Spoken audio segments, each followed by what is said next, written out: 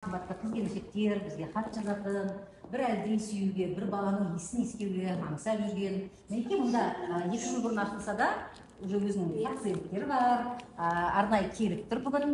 Бір шетінен сұхбаттасуға, бір шетінен көрісуге. Құтты болсын балаларымыз. Ал әңгімені бастайық. Балапанның аты кім? Біздің атымыз Медина. Барша қазақтардың келеткен жаңа жылмен шын жүректен құттықтаймын. Біздің осындай қуанышқа, бақытқа жеткізген елімізге мың алғыс, көпке көп. Атыңыз кімсің? Айжан. Айжан, сізге не болды? Қандай проблема, қанша жыл көтере алмадыңыз? 5 жыл көтере алмадым. Менде трубка жоқ болған соң, маған только ЭКО арқылы деді. Осы жерге келдім. Аллаға шүкір, нәтижесі. Сәлеміңіз алдыңызда, иә? Сәлем алдыңызда. Ал отырыңыз, сіз осы жердің Шымкенттен келдіңіз ба? Иә. Шымкенттен, иә? Жалпы 5 жыл көтере алмау деген енді бір оңтүстік өңір үшін үлкен бір сұмдық оқиғамен тең, қалай қабылдады? Қандай отбасы болды? Не деді? Сенді ма осында келем дегенде? Жұбайыңыз не деді?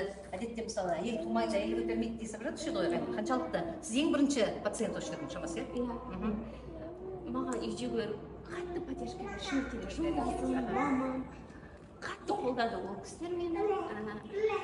Мен операцияға түстім, пневмоторшния болып. Сол кезде маған айтты, только сіз ЭКО арқылы ғана көтересіз, басқа вариант жоқ деді. Мен осы жерде Алматыда тұратын сол кезде біз.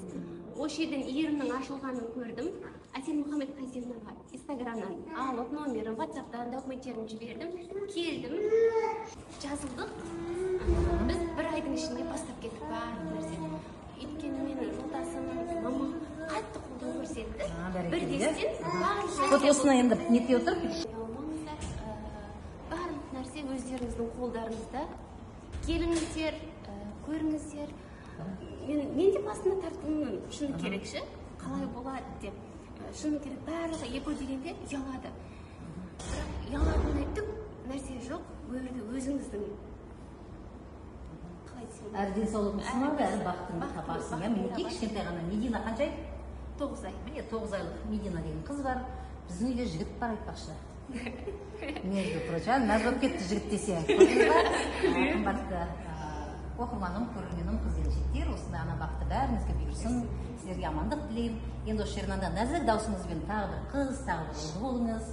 Өмірді шүбірлі қазақтың санын өткен осындай мықты, жаңағы не дейсіз, шешімді қыз-келіншектер көп болсын. Аман болыңыздар. Пока-пока.